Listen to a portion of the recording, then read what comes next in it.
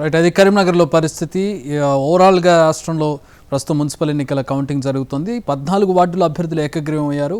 కాంగ్రెస్ అభ్యర్థులు 12 చోట్ల ఏకగ్రీవంగా ఎన్నికయ్యారు. బీఆర్ఎస్ నుంచి 2 వార్డులు ఏకగ్రీవంగా విజయం అందుకున్నారు. ప్రస్తుతం కొన్ని వార్డుల్లో బీఆర్ఎస్ అభ్యర్థులు విజయం సాధిస్తున్నారు, కొన్ని వార్డుల్లో కాంగ్రెస్ అభ్యర్థులు విజయం సాధిస్తున్నటువంటి పరిస్థితి. సూర్యాపేట జిల్లాలో అత్యధిక ఏకగ్రీవ ఫలితాలు వచ్చాయి. కోదాడలో 3 వార్డులు ఏకగ్రీవం అయ్యాయి. యాదాద్రి భువనగిరి జిల్లాలో 2 ఏకగ్రీవ ఫలితాలు వచ్చాయి. వికారాబాద్ జిల్లాలో కాంగ్రెస్ బీఆర్ఎస్కు చెరో విజయం దక్కింది. అయితే మనం ట్రెండ్స్ చూస్తూ ఉన్నాం స్క్రీన్ మీద, ఎక్కడెక్కడ ఎట్లాంటి గెలుపులు కనపడుతున్నాయి అనేది చూస్తూ ఉన్నాం. మెదక్ వెళ్దాం. ఉమ్మడి మెదక్లో పరిస్థితి ఏ విధంగా ఉంది, కౌంటింగ్ ఏ విధంగా జరుగుతోంది, ఎవరెవరు ట్రెండ్లో ఉన్నారు చూద్దాం. మా ప్రతినిధి శ్రీనివాస్ జాయిన్ అవుతున్నారు. శ్రీనివాస్. Thank you Chakri.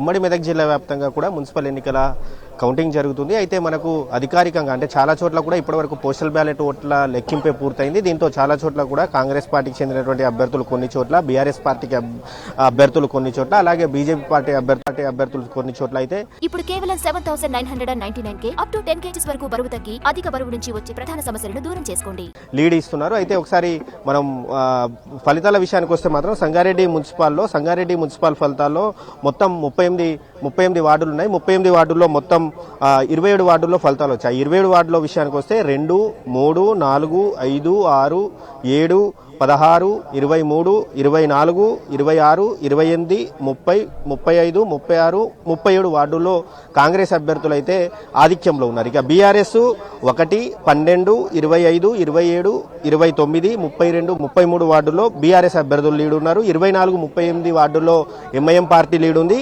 8వ వార్డులో బీజేపీ అభ్యర్థి అయితే లీడ్ ఉన్నారు. ఇక సంగారెడ్డి జిల్లా ఇంద్రేశం మున్సిపాలిటీలో 15వ వార్డులో కాంగ్రెస్ పార్టీకి చెందినటువంటి అభ్యర్థి సరితా భుజంగారెడ్డి విజయం సాధించారు. ఆ తర్వాత జోగిపేట మున్సిపాలిటీలో 4వ వార్డు కాంగ్రెస్ అభ్యర్థి తిరుమల కల్పన హరికృష్ణ గౌడ్ ఆమె విజయం సాధించారు. అలాగే రామాయంపేట మున్సిపాలిటీలో బీఆర్ఎస్ అభ్యర్థి మధ్యల మాధవి 39 ఓట్ల తేడాతో అయితే విజయం సాధించారు. చాలా చోట్ల కూడా చిన్న మున్సిపాలిటీలు ఏవైతే ఉన్నాయో, రామాయంపేట చిన్న మున్సిపాలిటీ, ఇంద్రేశం కూడా చిన్న మున్సిపాలిటీ. ఇంద్రేశం కొత్తగా ఏర్పడినటువంటి మున్సిపాలిటీ ఇది. రామాయంపేట కూడా 12 వార్డులే ఉండడంతో మాత్రం ఫలితాలు త్వరగా వస్తున్నాయి. అయితే సంగారెడ్డి అత్యధికంగా 83,000 మంది ఓటర్లు ఉన్నటువంటి సంగారెడ్డిలో మాత్రం ఫలితాలు కాస్త ఆలస్యంగా వచ్చే అవకాశం అయితే కనిపిస్తుంది. పోస్టల్ బ్యాలెట్లలో మాత్రం చాలా చోట్ల కాంగ్రెస్ అభ్యర్థులు అయితే లీడిస్తున్నారు మనకు. అలాగే జైరాబాద్లోనూ కొన్ని చోట్ల కాంగ్రెస్ అభ్యర్థులు లీడిస్తున్నారు. ఇక ఇస్నాపూర్ కావచ్చు, అలాగే ఇంద్రేశం, గడ్డపోతారము, ఈ గుమ్మడిదల మున్సిపాలిటీలలో మాత్రం బీఆర్ఎస్ కాంగ్రెస్ మధ్య మాత్రం పోటాపోటీ నడుస్తుంది. ఇక మంత్రి దామోదర రాజనరసింహ సొంత నియోజకవర్గం అయినటువంటి జోగిపేట మున్సిపాలిటీలో మాత్రం కాసేపటి క్రితమే కాంగ్రెస్ పార్టీ బోని కొట్టింది. అక్కడ మొత్తం 20 వార్డులు ఉంటే ఆ 20 వార్డులో మాత్రం ఒక దాదాపు 10-12 వార్డుల్లో మాత్రం ఇప్పటికీ కాంగ్రెస్ పార్టీ అభ్యర్థులే లీడిస్తున్నారు. ఇక సంగారెడ్డి మున్సిపాలిటీ విషయానికి వస్తే సంగారెడ్డిలో మాజీ ఎమ్మెల్యే జగ్గారెడ్డి ఉన్నారు. ఆయన పరిధిలో 2 మున్సిపాలిటీలు ఉన్నాయి. ఇటు సంగారెడ్డి మున్సిపాలిటీ, సదాశివపేట మున్సిపాలిటీ.